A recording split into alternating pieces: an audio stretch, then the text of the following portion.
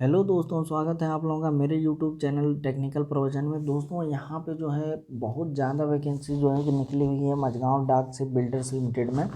ये दोस्तों जो है कि नेवी के जो भी जहाज़ पनडुब्बी वगैरह बनते हैं उनको जो है ये बनाने का काम करती है कंपनी। भारत सरकार की एक उपक्रम है, ये भी एक PSUs है।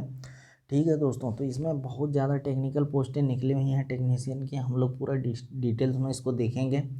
तो दोस्तों ज़्यादा समय नहीं लेते, तो सीधे हम लोग वीडियोस पे चलेंगे। बाकी जो लोग मेरे चैनल को पहली बार वॉच कर रहे हैं प्लीज़ मेरे चैनल को सब्सक्राइब ज़रूर करें। दोस्तों यहाँ पे टेक्निकल जो है इन्फॉर्मेशन बिल्कुल आप लोगों को प्रोवाइड कराई जाती है।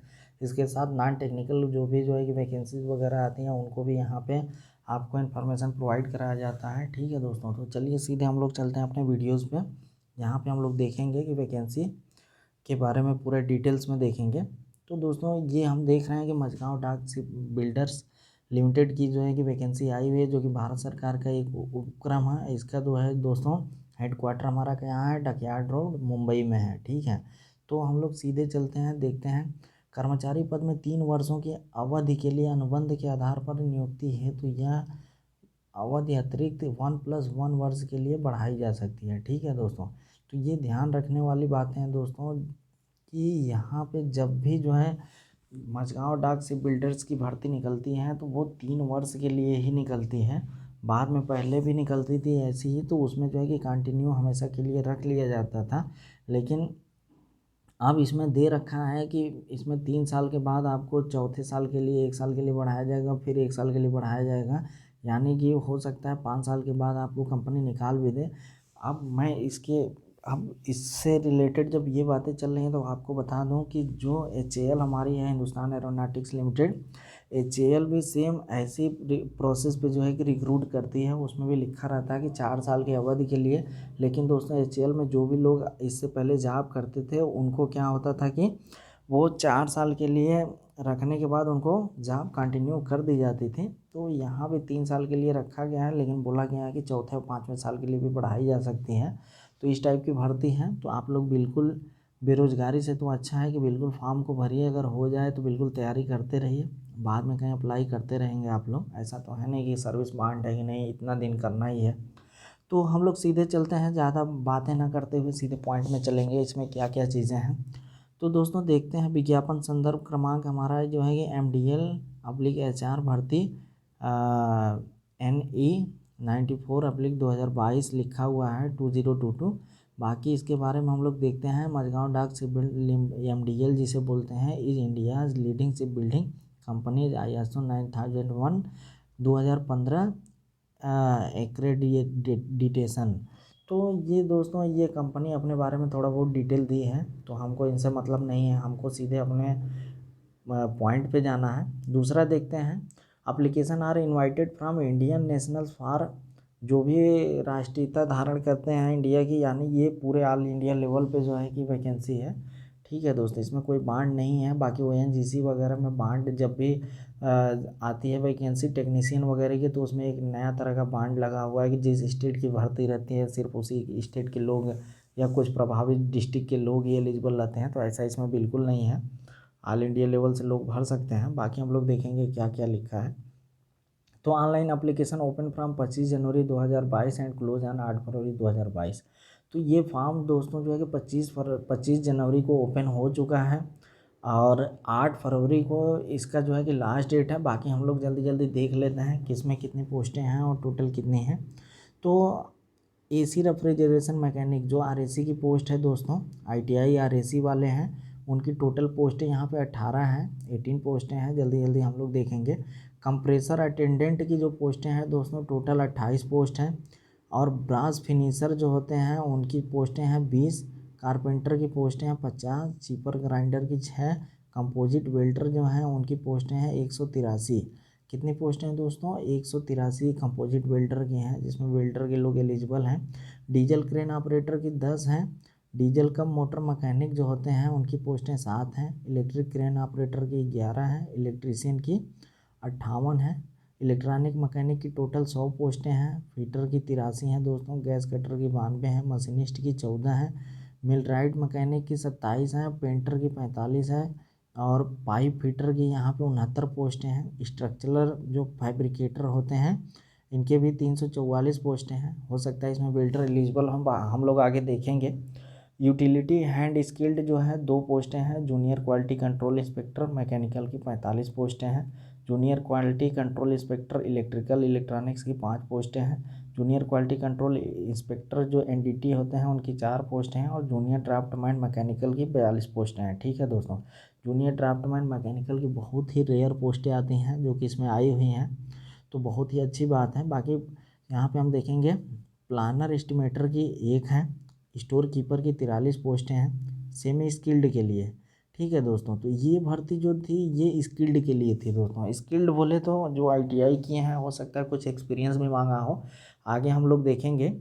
बाकी सेमी स्किल्ड के लिए जो है कि यहाँ आईडी सेकंड के नाम से है। देखते हैं, सेल मेकर की 4 पोस्टें, यूटिलिटी हैंड सेमी स्किल्ड की 100 हैं, फायर फाइटर की 45 पोस्टें हैं, सेफ्टी की 6 हैं, सिक्योरिटी सिपोज जिसे बोलते हैं 4 हैं। सेमी स्किल्ड थर्ड में जो है कि देखते हैं लॉन्च डेक क्रू की 24 हैं। और स्पेशल ग्रेड वालों की लॉन्च इंजन क्रू जिसे बोलते हैं, क्रू मैं पढ़ रहा हूँ, लॉन्च इंजन क्रू की 1 है। ठीक है दोस्तों, टोटल क्या है, टोटल इनके पास 1501 पोस्टें हैं दोस्तों। कितनी है, भारी भरकम वैकेंसी आई हुई है आईटीआई से। टोटल 1500 प्लस पोस्टें यहाँ पे मिल रही हैं। ठीक है दोस्तों, और यहाँ पे हम लोग देखेंगे note number of vacancy are inactive and में इंक्रीज या डिक्रीज, ये कंपनी की पॉलिसी है दोस्तों। इसको कभी भी ये रद्द कर सकते हैं या घटा बढ़ा सकते हैं, ये उनके उसमें होता है। बाकी जो है कि हम लोग यहाँ पे देखेंगे टाइप ऑफ डिसेबिलिटी के बारे में दिया हुआ है, इससे हमारा मतलब नहीं है। क्वालिफाइंग रिक्वायरमेंट जो है उसको हम लोग बहुत ही ध्यान से पढ़ेंगे, क्योंकि इनका बहुत तगड़ा डिमांड होता है। देखते हैं क्या क्या है। तो आरएसी के लिए इन्होंने बोल रखा है एनएसी चाहिए इनको। एनएसी आरएसी के लिए national apprenticeship certificate examination pass in trade of refrigeration and air conditioning. तो दोस्तों आरएसी में इनको एनएसी चाहिए। कंप्रेसर अटेंडेंट के लिए क्या है, कंप्रेशन अटेंडेंट जो है कि हम लोग जानते हैं कि ये एक डिजिग्नेटेड ट्रेड नहीं है, एक स्पेशली ट्रेड नहीं है आईटीआई में। तो उसको क्या बोल रहा है, द कैंडिडेट्स हु है पास्ड एनएसी इन मिल राइट मैकेनिक या mechanic machine tool and maintenance.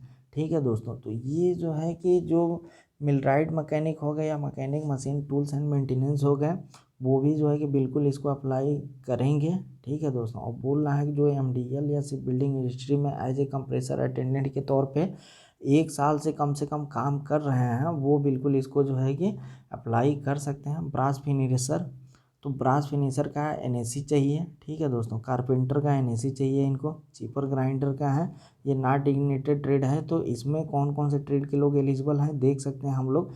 Ship building industries में जो है एज ए चीपर या ग्राइंडर जो है मिनिमम 1 साल से लोग काम कर रहे हैं, वो बिल्कुल जो है कि इसको डायरेक्टली भर सकते हैं। बाकी कंपोजिट वेल्डर को, तो इसमें जो है 5 एनएसी सर्टिफिकेट चाहिए इनको। नेशनल अप्रेंटिसशिप सर्टिफिकेट चाहिए। दोस्तों यहाँ पे जो भी आईटीआई किए हैं वो लोग प्लीज़ यहाँ पे एलिजिबल नहीं है। आईटीआई के बाद जिन्होंने एनएसी अप्रेंटिसशिप पूरी कर ली है, उसके बाद जो एग्ज़ाम होता है उसके 6 महीने बाद एक एनएसी की सर्टिफिकेट मिलती है। एक दोस्तों एक मार्कशीट मिलती है अप्रेंटिस की, वो नहीं काम लायक होती है। उसके बाद मार्कशीट के लगभग 4 से 6 महीने बाद एक सर्टिफिकेट आती है जो कि हैंडमेड शायद लिखी होती है भारत सरकार दिल्ली के द्वारा। तो वो जो है एनएसी कहलाती है दोस्तों, नेशनल अप्रेंटिसशिप सर्टिफिकेट। वो जो है कि यहाँ पे एलिजिबल है। और वेल्डिंग में जो है कि वेल्डर गैस एंड इलेक्ट्रिक हो सकते हैं, वेल्डर हो सकते हैं, टिग एंड मिग हो सकते हैं, structural welder, welder pipe and pressure vessels, advance welder, gas cutter, ये सब चलेंगे। ठीक है दोस्तों, डीजल क्रेन ऑपरेटर क्या है, ये भी इस पर स्पेसिफाइड ट्रेड है नहीं। तो इसमें क्या है कि जो 5 जो है कि इसमें डीजल मैकेनिक में जो पास हैं और जिनके पास हैवी लाइसेंस है, तो वो जो है कि बिल्कुल भर सकते हैं। डीजल का मोटर मैकेनिक, तो इसमें diesel mechanic, motor mechanic, mechanic diesel, mechanic marine and diesel में एनएसी होना चाहिए, बिल्कुल भर सकते हैं। बाकी इलेक्ट्रिक क्रेन ऑपरेटर जो है कि ये भी जो है कि post of electric crane operator के लिए जो है कि जो एमडीएल में काम कर रहे हैं इस पोस्ट पे इलेक्ट्रीशियन ट्रेड किए हुए हैं, वो जो है कि भर सकते हैं। बाकी इलेक्ट्रीशियन ट्रेड का है, इलेक्ट्रीशियन से एनएसी चाहिए, इलेक्ट्रॉनिक मैकेनिक एनएसी चाहिए। बाकी फीटर का भी एनएसी चाहिए। गैस कटर क्या है, गैस कटर का स्ट्रक्चरल फीटर, फैब्रिकेटर या कंपोजिट वेल्डर रहेगा तो भी जो है कि चलेगा, एनएसी चाहिए। ठीक है दोस्तों, ध्यान देने वाली बातें हैं। वेल्डर के लिए गैस कटर के भी पोस्ट मिल रही है, और यहाँ पे जो है कि जो बिल्डर की अलग से कंपोजिट बिल्डर आई है वो भी मिल रही है, तो ये ध्यान देने वाली बातें हैं। बाकी मशीनिस्ट का जो है कि एनएससी चाहिए इनको। मशीनिस्ट या मशीनिस्ट ग्राइंडर दोनों एक ही ट्रेड के एक ही में भर सकते हैं मशीनिस्ट में। बाकी मिलराइट मैकेनिक के लिए जो है कि मिलराइट मैकेनिक या मैकेनिक मशीन टूल मेंटेनेंस अगर एनएससी किए हैं तो वो बिल्कुल भर सकते हैं। बाकी पेंटर के लिए जो है एनएससी चाहिए, पाइप फिटर का एनएससी चाहिए इनको, स्ट्रक्चरल फैब्रिकेटर का जो है कि इनको एनएससी चाहिए, यूटिलिटी हैंड स्किल्ड ये दोस्तों जो है कि फीटर से होना चाहिए इनको। बाकी यहाँ पे हम देख सकते हैं जूनियर क्यूसी इंस्पेक्टर मैकेनिकल में क्या होना चाहिए। इनके लिए 3 साल का जो है कि दोस्तों कम से कम डिप्लोमा होना चाहिए, या फिर सिर्फ बिल्डिंग में या मरीन इंजीनियरिंग में एग्जामिनेशन जो कंडक्ट होता है गवर्नमेंट ऑफ इंडिया के द्वारा वो जो है कि इनके पास होना चाहिए। ठीक है दोस्तों, तो ऐसा ही सेम इनका इंस्पेक्टर इलेक्ट्रिकल एंड इलेक्ट्रॉनिक्स में है, एनडीटी में है। ठीक है, बाकी हम यहाँ पे ड्राफ्टमैन मैकेनिकल की बात करेंगे। तो ड्राफ्टमैन मैकेनिकल का जो है कि मैकेनिकल स्ट्रीम से जो है कि एनसीवीटी के द्वारा जो होता है डीजीटी कराती हैं, इनको जो है कि एनएससी होना चाहिए। बाकी प्लानर एस्टिमेटर का क्या है, ये 3 ईयर का डिप्लोमा होना चाहिए मैकेनिकल शिप बिल्डिंग या मरीन इंजीनियरिंग में। ठीक है दोस्तों, बाकी प्लानर एस्टिमेटर वो भी है इलेक्ट्रिकल इलेक्ट्रॉनिक्स। स्टोर कीपर के बारे में हम लोग देख सकते हैं। स्टोर कीपर में दोस्तों क्या है, 3 ईयर का इंजीनियरिंग डिप्लोमा बिल्कुल होना चाहिए, मैकेनिकल हो, इलेक्ट्रिकल इलेक्ट्रॉनिक, बाकी जो है कि electronic ship building, telecommunication, instrumentation, computer engineering सब चलेगा। सेल मेकर में क्या मांग रखा है, must have completed ITI in trade of cutting and tailoring, cutting and sewing. ये दोस्तों जो है सेल मेकर में ये दे रखा है कि जिन्होंने आईटीआई कर रखा है cutting tailoring and cutting sewing में वो जो है कि बिल्कुल अप्लाई कर सकते हैं। इसमें दोस्तों एनएसी नहीं मांगा है, ये ध्यान देने वाली चीज़ है। सिर्फ यही एक ऐसा ट्रेड है जिसमें एनएसी नहीं मांगा है, बाकी लगभग सब में मांगा है। ठीक है दोस्तों, तो यहाँ पे हम लोग आगे बढ़ते हैं। टेक्निकल और तो कोई टेक्निकल वैकेंसी है नहीं। तो ये रही इन्फॉर्मेशन दोस्तों। मैं आपको बता दूं इस ये भर्ती 3 साल और प्लस 2 साल के लिए और बढ़ाई जा सकती है। बाकी इसमें ग्रुपिंग ट्रेड्स इन अप्रेंटिसशिप इसमें दे रखा है। तो ये मतलब कि एक जैसे डीजल मैकेनिक पोस्ट है तो उसमें mechanic diesel, mechanic marine diesel के लोग एलिजिबल हैं। फीटर में fitter marine engineer, fitter ship right, feet steel के लोग एलिजिबल हैं। तो ऐसे ही ये दे रखा है, पेंटर में पेंटर जनरल या पेंटर मरीन दोनों लोग एलिजिबल हैं, ये दे रखा है। डिजायर एक्सपीरियंस में क्या है दोस्तों, यहाँ पे हम देखेंगे work experience in the relevant trade function in A ship building industries from minimum 1 year. ठीक है दोस्तों, तो ये बोल रहा है कि शिप बिल्डिंग इंडस्ट्रीज में अगर 1 साल का जो है कि अनुभव रहेगा, बाकी पर्सनल डिपार्टमेंट से जो है कि अगर सर्टिफाइड हो तो वो डिजायरेबल है। और इस प्रकार के कैंडिडेट को जो है कि यहाँ पे 20 मार्क्स जो है कि रिलेवेंट एक्सपीरियंस के शिप बिल्डिंग, जो भी शिप बिल्डिंग से जो है कि अगर उनके पास एक साल का एक्सपीरियंस है शिप बिल्डिंग वाला, तो उनको 20 मार्क्स जो है कि 20 नंबर दिए जाएंगे। ठीक है दोस्तों, अब यहाँ पे देखिए number of years of experience in ship building. तो 1 जनवरी 2022 तक जो है कि यहाँ पे जितने साल के एक्सपीरियंस है उसके हिसाब से उनको मार्क्स मिलने वाले हैं। 1 साल से 2 साल के बीच में है तो जो है कि 10 मार्क मिलेंगे। 2 से 3 साल के हैं तो 12 मिलेंगे। 3 साल से 4 साल के बीच में 14 मिलेंगे। 4 से 5 के बीच में 16 मिलेंगे। 5 से 6 के बीच में 18 नंबर मिलेंगे। और 6 साल से ऊपर का एक्सपीरियंस है तो टोटल 20 में 20 मार्क्स मिलेंगे उनको। ठीक है दोस्तों, बाकी यहाँ पे बेसिक पे स्केल की बात की जाए तो स्पेशल ग्रेड जो आईडीए स्पेशल ग्रेड वाले हैं उनकी बेसिक 21,000 से 79,380 है जो कि स्किल्ड थे। ठीक है दोस्तों, और उसके नीचे स्किल्ड ग्रेड 1 का है 17,000 बेसिक स्टार्टिंग है, 64,360 लास्ट बेसिक है। ये दोस्तों कही जाती है वैकेंसी 2 साल के लिए बढ़ाई जाएगी, लेकिन यहाँ पे जो है कैंडिडेट्स रेगुलर रख लिए जाते हैं, तो घबराने की कोई ज़रूरत नहीं है। बिल्कुल आप लोग अप्लीकेशन अप्लीकेबल होइए, भरिए, अप्लीकेबल हैं तो, और एग्ज़ाम की तैयारी कीजिए। एग्ज़ाम डेट भी इन्होंने दे रखा है। बाकी हम लोग सिलेक्शन प्रोसेस देखते हैं। तो selection process written test based होता है दोस्तों। बाकी पूरे डिटेल्स में हम लोग जानेंगे तो वीडियोस बहुत लंबा हो जाएगा। सिलेक्शन क्राइटेरिया हम लोग देख लेते हैं। वेटेज दिया जाएगा, रिटन टेस्ट 30 मार्क्स के हैं, और जो शिप बिल्डिंग में है उनको 50 मार्क का हो जाएगा। एक्सपीरियंस के तौर पे 20 मार्क्स के दिए जाते हैं। ठीक है दोस्तों, post for which written test not conducted, तो उसमें जो है कि रिटन ये इनका अलग ही कुछ सिस्टम दे रखा है। बाकी वेरिफिकेशन फॉर ओरिजिनल डॉक्यूमेंट्स ये वेरिफिकेशन के बारे में बता रखा है। और कुछ खास यहाँ पे हम लोग देखेंगे जो जो ज़रूरी इन्फॉर्मेशन है यहाँ। तो दोस्तों ये रहा, बाकी यहाँ हम लोग देखते हैं।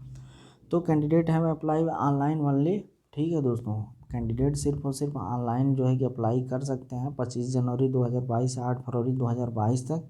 बाकी यहाँ पे हम लोग ज़रूरी इंस्ट्रक्शन देखते हैं और कुछ दे रखा है तो हाँ दोस्तों यहाँ पे देखते हैं जो कि बहुत ही ज़रूरी सूचना है हम लोग देखेंगे।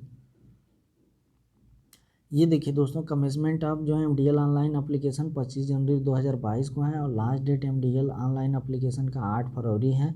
और display list in eligible candidate, तो MDL के वेबसाइट पे जाके आप लोग 23 फरवरी को जो भी एलिजिबल कैंडिडेट्स होंगे जो रिटन एग्ज़ाम के लिए वहाँ पे शो करेगा, आप लोग वहाँ से बिल्कुल जाके देख सकते हैं। और लास्ट डेट ऑफ रिप्रेजेंटेशन, जो अगर जो है कि आप किस कारण से जो है कि आप जो है कि एलिजिबल होने से निकल गए हैं और जो है कि आप कोई उसके रिगार्डिंग जो आप कोई एप्लीकेशन दायर करना चाह सकते हैं तो वो रिप्रेजेंट हो सकते हैं 3 मार्च तक। बाकी tentative date of announcement of online examination तो 15 मार्च दोस्तों जो है कि एग्ज़ाम की डेट रखी गई है, ध्यान रखिएगा 15 मार्च को टेंटेटिव डेट है। हो सकता है कि एग्ज़ाम उसी दिन करा दिया जाए, तो बिल्कुल आप लोग फॉर्म भरिए और एग्ज़ाम की तैयारी बिल्कुल अभी से शुरू कर दीजिए।